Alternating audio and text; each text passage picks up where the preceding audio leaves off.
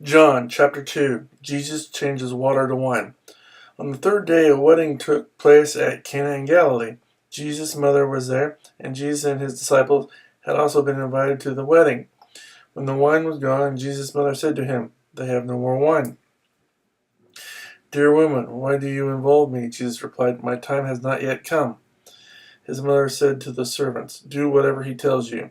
Nearby stood 6 stone water jars, the kind used by the Jews for ceremonial washing, each holding from 20 to 30 gallons. Jesus said to the servants, "Fill the jars with water." So they filled them to the brim. Then he told them, "Now draw some out and take it to the master of the banquet." They did so, and the master of the banquet tasted the water that had been turned into wine. He did not realize where it had come from, though the servants who had drawn the water knew. Then he called the bridegroom aside and said, "Everyone brings out the choice wine first, and then the cheaper wine after the guests have had too much to drink. But you have saved the best till now." This, the first of his miraculous signs, Jesus performed in Cana of Galilee. He thus revealed his glory, and his disciples put their faith in him. Jesus clears the temple. After this, he went down to Capernaum with his mother and brothers and his disciples. There they stayed for a few days. When it was almost time for the Jewish Passover, Jesus went up to Jerusalem. In the temple courts he found men selling cattle, sheep, and doves, and others sitting at tables exchanging money.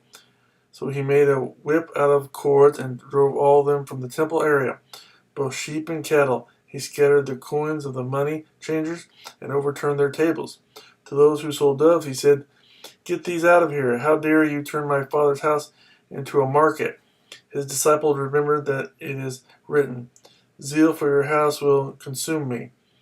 Then the Jews demanded of him, "What miraculous sign can you show us to prove your authority to do all this?"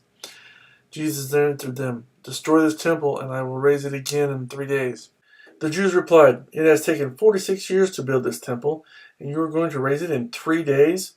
But the temple he had spoken of was his body. After he was raised from the dead, his disciples recalled what he had said. Then they believed the scripture and the words that Jesus had spoken. Now while he was in Jerusalem at the Passover feast, many people saw the miraculous signs he was doing and believed in his name. But Jesus would not entrust himself to them, for he knew all men.